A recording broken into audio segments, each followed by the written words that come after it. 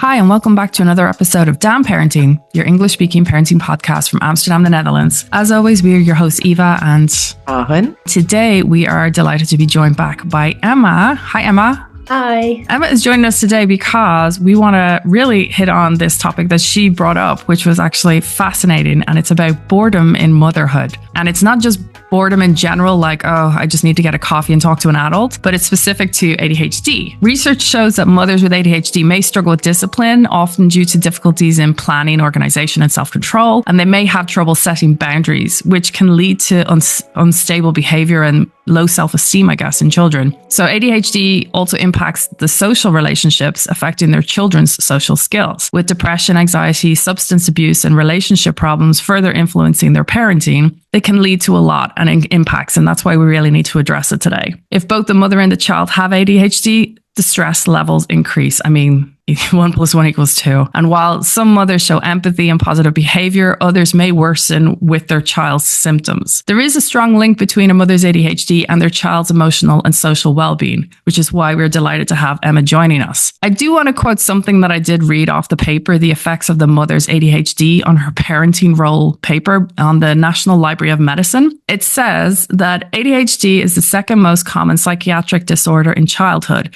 affecting 5 to 7% of the child population. The same disorder in adults is less documented, and it's estimated at 2.5% of the population. This is the part that got me. The mothers of children with ADHD are 24 times more likely to develop ADHD than mothers of children without ADHD. I did not know that was a thing. I did not know you could develop ADHD through your child. And about 17% of mothers of children with ADHD meet criteria for the order themselves. The core symptoms of ADHD are inattention, hyperactivity, and impulsivity. When I read that paper, I was genuinely shocked that they are suggesting mothers get ADHD technically from their children. I would question the way that's written, because ADHD is something that you have from childhood, basically from birth, because it's up to a 30% impairment of your executive functioning. Yeah, so you have it for life. It's not something... Not a skill. The hereditary part. So, if a child is diagnosed with ADHD, they will often then examine the parents because it's so hereditary, and a lot of people don't realize they have it. So I can see that link. I don't understand the link of saying... Sounds a lot to me like I don't know what they're mixing up, but to me it sounds more like this whole phenomenon of folie à deux, when someone has a mental illness and you're around them so much and then you kind of adapt their symptoms, one part. But also, linking back to our matrescence month of the neuroplasticity of a mother's brain, of course, if the mother spends most time with a child who is diagnosed or has strong symptoms of ADHD, her brain will adapt to that in a certain point of, okay, how can I link with my child? How can I be on the same wavelength? I don't think the brain is then, oh, wait a minute, but this is then actually hurting me, because the brain is probably more like, how can I be in tune with my child? And so I guess we have to pull these two things into consideration to not make confused that your child gives you ADHD. Yeah. It's not like a virus and then you're infected with it. That's why I was like, I have to quote the paper and where you can find it, because it was just such a strange paper that I was finding. I was thinking, okay, this is definitely something to look at. So basically, this episode was really about boredom, and individuals with ADHD have shown to experience greater sensitivity to boredom. And the studies that indicate this show that people with ADHD have a low threshold for boredom, meaning they feel very quickly understimulated when tasks are either repetitive or lack novelty. And as mothers, we know that this is every single goddamn day. If it's not a diaper, if it's cleaning, if it's cooking, if it's wiping butts, this is where we're at. So Emma, I guess the first question will be, how does ADHD contribute to these feelings of boredom, and especially with these repetitive routines of motherhood? Yeah. So there's two parts in there. There's boredom really impacts the way an ADHD brain functions, and the ADHD brain doesn't tolerate boredom. And this is a science thing, not a behavioral choice, because in ADHD, our baseline dopamine is low. So we require stimulation of interest to raise that dopamine level to a point that the prefrontal cortex, which is where your executive function is, can operate. So basically, if you're existing in a world where what you do is inherently not interesting to an ADHDer, that dopamine level is really low, and so it can't activate. So the kind of analogy is trying to push a car with the engine turned off. Like, it's really bloody hard work. And so we say an ADHD brain is wired for interest. And that means because of this dopamine level, it is naturally going to be drawn to what is novelty, what is challenge, what is kind of an instant reward, or what they're passionate about, to kind of get it functioning. And then it will function really, really well. Whereas a neurotypical brain, because it's got that dopamine, it's wired for importance. So it's going to be motivated by what it kind of knows it needs to do. So if we apply that into this world of parenting, where these tasks for a lot of people are inherently not that interesting, then yeah, it's like a real challenge, because you're kind of trying to push this car with the engine turned off. Yeah, so then your brain is going to be seeking for what is interesting instead of what is important. And that's like, I guess, why many mothers are trying to get out of the house, go to a different environment, start talking to all other adults, just to even have a conversation, because especially in the 0 to 6 or 9 months, that I think is such a massive killer of the brain, of the executive function. Any part that you might have that still works, I think that to me is a huge problem. And that's where I think most of this can lead down to, and hence the postnatal depression and everything else that might come along with it, is the reality of what's actually your life now, basically, for that period, because change is a constant. Yeah, and you've got to realize lots of women have given up what was interesting for them, right? So pre-kids, you may not have even been particularly aware that you had this challenge, because you're existing in a world that was interesting for you. So you've not only gone into tasks that maybe aren't, you've also given up the things that gave you that dopamine through the day. Didn't actually think of that. Especially, yeah, so it's especially important for mothers who have ADHD or ADD that they return to themselves and ask them, so what did I actually enjoy pre-baby, to help themselves be a better parent and to not just arrive with them, but to help their brain. Yeah, it's not just like I think that's part of why I brought up the topic of boredom, is it sort of feels like an immaturity thing and something that we should just be able to tolerate as adults. But actually, this is like, your brain isn't wired to kind of tolerate. So speaking of which, so Maren was kind of giving us a little strategy there, but what strategies can new moms use to keep themselves engaged with like the daily tasks of feeding and diaper changes, household chores, those kind of things? Yeah, so I don't give people like, oh, you should do this, because one person with ADHD and another is so different. But what I work with on clients is this bigger picture of what we call situational variability. So it's basically trying to learn what kind of your secret sauce recipe is to be able to thrive and actively engage in things. So what environment do you need? Like, what environments drain you and what environments give you energy? The same with the type of task. So, for me, if it's got a short-term goal, I'm much better than something with like a long-term goal. So it's like, how can I make things short-term that are bigger? For example, for a lot of us, it's bringing other people on board, so not having to do something on our own. What do I need within myself to also sort of thrive? And so when we can look at those three parts, then we can find these strategies that help us engage, because we start understanding what it is that we need. And so if we just think about that, like structured routines, we hate structure. Well, we think we hate structure, but we do really well with it, because structure means that we don't have to use as much executive function, but you need to have that novelty, because otherwise we're bored. So it's like this structure with flexibility, bringing in these elements of interest, which is kind of challenge and novelty, passions. A lot of people do habit stacking. So, if I'm cooking, I always watch Netflix. I can't cook unless I've got something else going on for me. And something that people use a lot in the workplace, but you could totally apply to motherhood, is called like a dopa menu. Because the other thing is we forget. So it's literally writing out for ourselves what gives me dopamine in different doses. So like, what are the little starter type things? What are the big things? What are the things that I know I'll indulge in, but I need to kind of manage, like the scrolling on social media? But you write it out so that in a moment you have access to kind of where that dopamine is. Yeah, I think just generally having other people involved. We're not very good at asking for our needs, because most of us aren't used to it and we don't know how to and everything like that. but actually finding external support in some sense can be really, really helpful for us. Yes to everything you just said.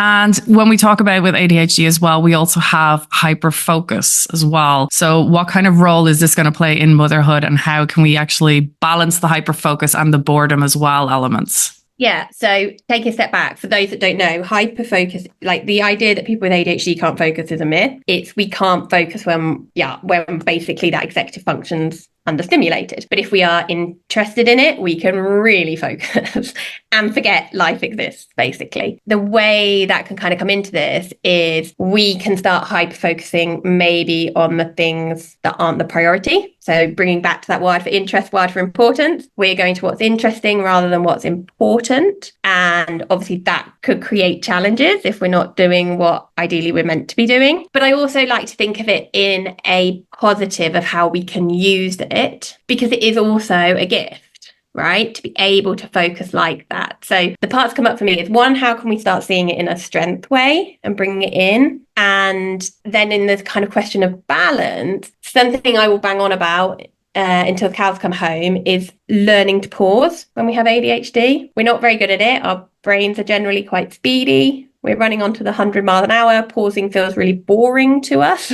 But the more we can learn to pause, to just kind of get recognition of our bearings, can really help us. Learning in moments. Am I like where I want to be right now? Am I doing what I want to do? And learning to do that with curiosity instead of judgment. Because what our default is going, oh, I'm such an idiot. I'm like spending hours doing this and I shouldn't have been doing it. Blah, blah, blah, blah, blah, blah. It's not helpful. So it's like learning to pause, to go, oh, okay, I'm doing this. Yeah, that makes sense. It's super interesting for me. And bringing ourselves back to where we maybe want to focus. So, for example, if I have a 4-month-old, I'm sleep deprived, how am I going to take a pause? Because you're tired and you have to keep track of, the feeding times and everything else. Like, what would a pause look like for someone in that situation? Yeah. So I always say with ADHD is have a pause with a purpose, because otherwise we're like, meh. So what I try and practice, and again, I say to people, don't put an expectation on yourself to do it every day, because you won't, you'll forget. So if you can do it like once, that's the win. Okay. But it would just be pausing to go, what do I need? What do I need right now? And so I actually have on my wall behind this computer the word pause with a few different questions. And they're basically like an awareness question and then a what do I therefore need? So it's not to achieve more. For the sleep deprived mum, she needs bloody sleep.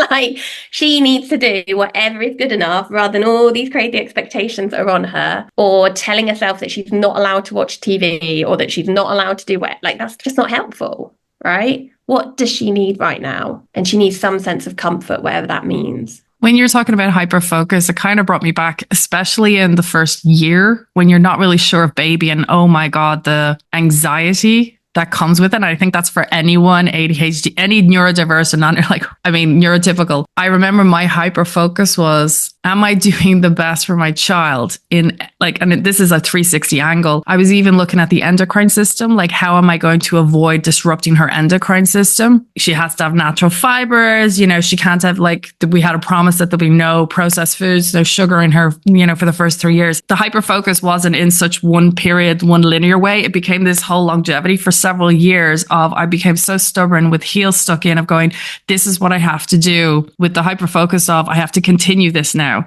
So it became this passion. And if anything, it was beyond time consuming, completely unnecessary. I probably got into arguments with some people or tried to fight this battle with people, especially my family of oh, we thought this was super cute and it's 100% polyester. And I'm freaking out going, I'm not putting that on my child. And it was just no, because that's going to disrupt her endocrine system. And they're looking at me like, what are you talking about? It's just a dress of costume kind of thing. Yeah, it just got down this thing. And anyone I heard talking about the topic, I would turn and be listening in and trying to go oh my God, I got to learn that as well. Because of that fear of being a new parent and just wanting to make sure you do your best for your child. So it was a very crippling experience, I guess. And I'm still trying to loosen those threads right now, I guess, as it would be. As you talk about that, what comes up for me is it sounds like you didn't necessarily have that support to help you be able to focus on what you needed, right? It became so obsessive on what she needs. And it's funny because when I was writing down, where does my hyperfocus sit? And one of the ones I had was on like research. I'm an incredible researcher. And with a child, that gets next level, as you know. But you need that person to go, okay, that's good. I know what you want for your child. What do you need? And I think, women, neurodiverse, everyone, we're not great at recognizing our needs, because I think we're brought up to be told it's like, well, one, selfish, and two, I think, without going really into kind of psychotherapy, with ADHD, we like to sit in drama quite a lot. So we quite like sitting in spaces of that drama. It's quite interesting to us as well. So, and to get out of drama, we have to know what we need. Right? We need that vulnerability to ask for what we need, know what we need, advocate for needs. And that's a skill that we need someone to support us in building that confidence and trust in ourselves, and then learning how to do it. So that's why you can't go from, but my daughter needs this, to suddenly having a different perspective, because you haven't built that confidence in your own needs and yourself to be able to advocate and ask for that. Which sounds then a lot like, to me, that coming back to the topic of boredom, that the ADHD brain tries to avoid the boredom. So we keep ourselves busy with all these crazy whatever tasks and go down the rabbit hole just to avoid the boredom. But actually, we're putting this weird crutch, or people with ADHD put this weird crutch on themselves that then bites them in the butt, because it drives them into a full other direction, which is, I guess, then the boredom would be more helpful to pause, because it gives you a pause. But it's very interesting for me to hear this from an outside perspective, and really trying to relate to understand what the thought process and what the brain tries to do. Not having ADHD and not being affected with it. It's very interesting for me to listen to this conversation, like, okay, and now I understand it, because it is logical at the end of the day. It's just like logical from like through the back door kind of. Yeah. Well, I mean, if you think about it, if you've got a brain that's constantly under stimulated, and that's quite, and it doesn't function essentially very well when it's done, then it's going to do what it needs to get that stimulation, because that can also be from drama, right? Or from fear, or from crisis. Thank you, Real Housewives. It's so funny because some people use drama or like fights to stay in contact with someone. Like, if I'm not fighting with this person and I lose the contact, and that's worse than fighting with them. And this is like the same thing. Okay, I need to overwhelm myself. I need to get this anxiety up, because boredom is worse, kind of. So it's like, what's the worst? When we go further with boredom, like, is there ways that, because I mean, when we become the mother, and especially like if you've given up or you're taking a pause on your job and you're now, like, literally, as you said, you're now understimulated and there's not like coming out of there. Is there like the feelings of the burnout sensation with ADHD when you get the boredom? And it's like the combination, which is basically when you're exhausted, you're trying to feed, trying to take track of the nappies, trying to have a social life, which doesn't exist. And it's just this whole thing of you're burning out. And you just said about the support mechanisms, but is there anything that we can do to handle ourselves and to manage ourselves as we move forward with this? Yeah, ADHD burnout, motherhood burnout is a thing. ADHD burnout is a thing as well, right? Because if you think about it, doing what you would consider a normal, easy task, I don't know, going food shopping, takes X amount of energy for a neurotypical person. It takes a hell of a lot more energy, because it's a lot of executive function, of prioritizing and, working everything out. So then when you apply that idea to motherhood, you're like doing all these things that are really counter to your brain, right? So it's like constantly draining and burning out. And then you've got this boredom piece. So you're not kind of filling your cup, right? So you've got that's going on. So when you think about, okay, how can you handle this? I think, again, I know it's annoying to say this, but it's okay to need support. I do think that's really, really important to mention. And for me, what really shifted for me is knowledge. So the more I've learned about ADHD, not from like a symptom perspective, but from a like why perspective, it's allowed me to sit there and go to myself, like, it's okay. It makes sense that you're feeling like this. You've just had a day that is so anti-ADHD, right? So you can start having that empathy and awareness of kind of what's going on for you. I think that's really important, along with the pausing. because another part of ADHD, which doesn't help, is we don't have very good different mind-body connection. So we're not always aware of our bodily needs, which when you think about stress and things like that, we can kind of get closer to a cliff edge without realizing, right? So learning to pause and learning to kind of recognize what's going on for me, what do I need, is really important to stop us kind of getting to those cliff edges, right? And that need can, we're not, our ADHD becomes worse when we have hunger, when there's emotional stuff going on for us, when we're lonely, when we're tired, which is great for mothers, hormonal, great for mothers. Yeah, I'm bored. So I think it's just the more awareness we can bring to what's going on is really, really helpful. The other things that kind of come up for me is, bring more fun in. Okay, maybe it's not the perfect fun. Maybe it's not the fun from before that we're really, really missing. But maybe if we allow ourselves to think about these needs. Actually, you know what? I just need some fun. I just need some human contact.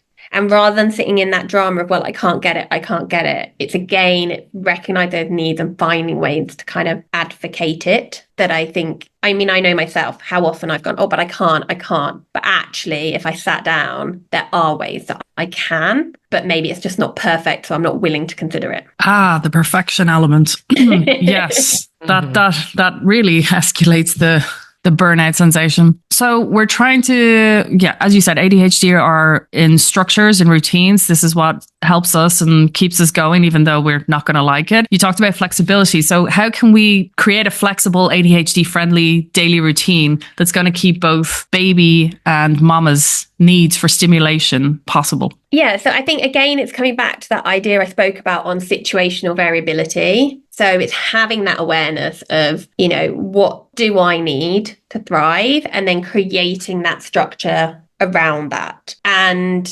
so an example for me, and my kids are toddlers now, they're not newborns, but I need to know what's happening. And I hate getting to a weekend and having no plans. Like for me, that's like the biggest fear of boredom is a weekend, 2 toddlers, no plans. And, we're just going to be there, me panicking in the minute about what can we do and then getting angry at my husband and blah, blah, blah. So then I use my ADHD, right? Like I love planning. And I love hyper-focusing on it. So I have planned out until December every dated activity that is going on in the region. And then I have lists of like indoor activities, outdoor activities, treats that, we'd have to go in the car to. So that then in those moments, I'm not there in this executive functioning, challenge, boredom, angry, whatever, but I've got something to pull from. So when I think about structure, it's having it visible to us of knowing what we need and then creating that in ways that are interesting to us. I need adult contact. If I don't have adult contact, I'm a miserable human. So I have to find ways. And even if a friend can't meet me,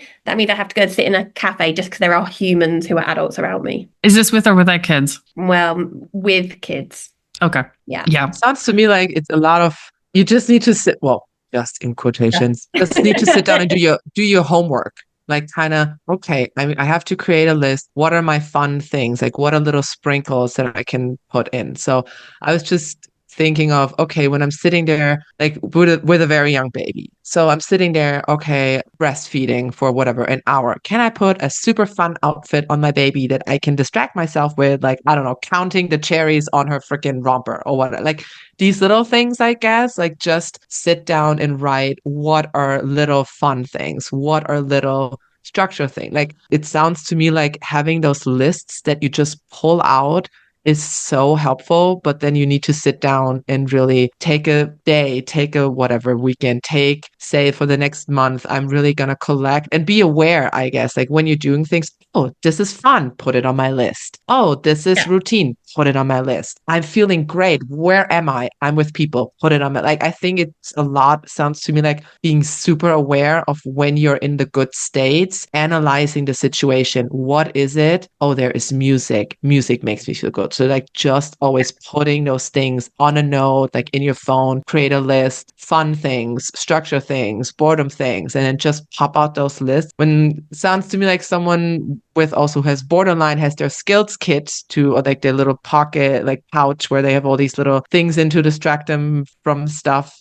sounds to me like those lists worked in really well, those notes things where you can just in the moment, what is going to give me that dopamine kick? What is going to get me out of this? What is going to give me that structure? And equally, when you said with the burnout, it sounds also to me like journaling is something that could be very helpful. How was my day today? What do I need tomorrow? So where should I bring in these things? Or working with timers also sounded to me like helpful. Like I'm just like trying to listen and think, okay, what sounds helpful from an outside perspective if I would be like the person observing the situation. Also, when you said, oh, this bores me, like even I do this cleaning up. I set a timer, 20 minutes. I'm hyper focused for 20 minutes and then I fucking let it go. Like 20 minutes done, drop the whatever I'm doing. And then I return to the other thing. That has even helped me a lot with not getting into this whole, I'm sitting in a room and it's total chaos, but I wanted to clean up. And then you're at the state where it gets worse before it gets better.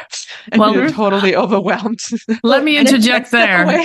Let me interject there because when you talk about the hyper focus of cleaning for 20 minutes, absolutely, it really works. Unfortunately, with ADHD, it's like, okay, I'm going to do 20 minutes, but then you start wiping around the radiator and then you see loads of dust. So you end up getting 100 cotton buds. And now you spend 20 solid minutes trying to get dust out of a radiator. And that's 20 minutes gone. But then you stop the alarm going and you just go, I just got to finish this one thing. And it then you becomes stop. No, like, just stop. No, because then you've got like a little bit of a radiator clean because it takes a long time. And then you have to finish the project. And this is the thing that gets linked up. And you talked about your notes. Maren, I can't tell you how many notes are on my phone or in a notepad or on random pieces of paper sitting around my house. It sounds like a lot that needs to be a little more disciplined with this. It does, but we can't have the discipline. We can't discipline ourselves because we're placing this wall in front of ourselves when the thing is this then stops us. Then we're procrastinating. Then we become in a frozen state. Then we become guilty. Then there's shame that comes in. And then this whole thing. So you're physically not doing anything. All this thing then all these feelings come on you. You're then paralyzed and you're watching the world evolve around you. And then before you know it, oh, it's 6 o'clock or, oh, I have to get cooking or I have to feed the baby or whatever. So the thing is, it's finding this balance. And this is why I really wanted Emma on for this specific topic, because when she mentioned boredom, I was like, yeah, like this is a thing we don't think about because everyone knows boredom in parenthood. Everyone, men and women, it's absolutely fine. But for women, especially our international community, when we don't have those supports, something that like Maren has always advocated when we spoke about the village is about outsourcing things. If you're needing help, outsource. And Dr. Naomi also mentioned, your village is even your babysitter. Your village is even the person who's behind the counter when you're getting your food, which is something I never thought about. But it's also that thing of how are we doing this in times of boredom when we're trapped in the house, especially now we're going into the winter months. Mm-hmm. We're not going to want to leave the house. We're not going to want to put on all those ponchos and everything else and get on the bike and get rain. So we're going to be stuck at home, and it's that boredom element. And actually, you saying that reminds me of something, because one thing people go for the boredom is like, oh, we'll go and do fun things. But what people don't realize is, so say if I want to go to the gym, actually, if I could magically teleport myself from here to gym, I'd be fine. But you have to get dressed and you have to find stuff, and you have barriers are executive function challenges. So this is why a lot of ADHDers really struggle with things that they know are good for them or whatever, is all these barriers. So for me, just generally with ADHD, it is all this awareness, because then when we can realize, oh, actually, it's not the, say, gym that's the issue. I mean, gym's maybe an issue, but it's the barriers to get there. Then we can maybe get creative on, okay, how do we take those barriers down? I know people who go to sleep in gym kits and that they don't have to do it in the morning when they're like, that's just, impossible. There's kind of like, you've got to layer over this executive function, because when you said, oh, why can't you just stop? You need that self-discipline. Well, part of executive function is essentially self-discipline, because we have a challenge with the motivation to activate, to start, and we have the challenge of monitoring what we are doing. So, that's why people do body doubling, accountability partners, coaching, and things like that, is because actually we are the people that need someone outside of ourselves to kind of get our executive function to work out what it's doing and what it needs to do. Would it help you then to film yourself? Would it help to see where this kicks in? Like just become an influencer and just film that. Get ready with me, and then you could see, oh, this is where I went off. This is where get a more awareness of it. I think what comes up for me as you say that, though, is it all feels from this really critical place. And ADHD are by default so bloody self-critical because it's a disability. You know, having ADHD is a disability, not because it's inherently bad or wrong, but the world isn't designed for a brain nowadays that is driven for interest, right? I can go for a history lesson on this, but nowadays it's not. So it is a disability. So we're already so self-critical because we're seeing this whole world of things we think we should be able to do, that we should be able to do better. So actually, I think things. So it would put you down then, like seeing this and be like, oh God, see what a mess I am. Look what a mess I am.